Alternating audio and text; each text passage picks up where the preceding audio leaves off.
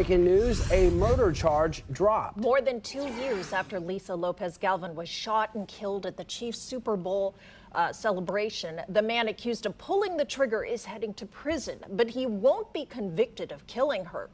On February 14, 2024, then 18-year-old Dominic Miller was accused of shooting during the Chiefs rally. Court records show an argument took place and then multiple people pulled out their weapons, including Miller. Miller took a plea deal, now faces a lesser charge. KCTV5 investigative reporter Samantha Boring is live in the newsroom. Samantha? Zach Sharon, Dominic Miller was initially charged with murder after prosecutors say the bullet that killed Galvan came from his gun.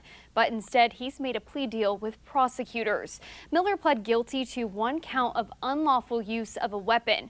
As part of his plea agreement, his second-degree murder charge was dropped. He is sentenced to 2 years in prison with credit for time already served.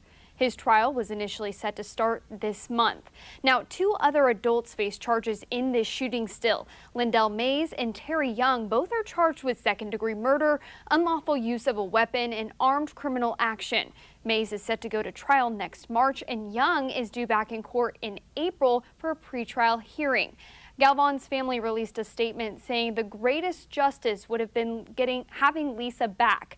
But since that is not possible, accountability still matters. The prosecutor's office tells KCTV5 they kept Galvan's family involved in every step of this case, and they say this deal was in part due to limitations under Missouri law. Live in the newsroom, Samantha Boring, KCTV5 News. Samantha, thank you.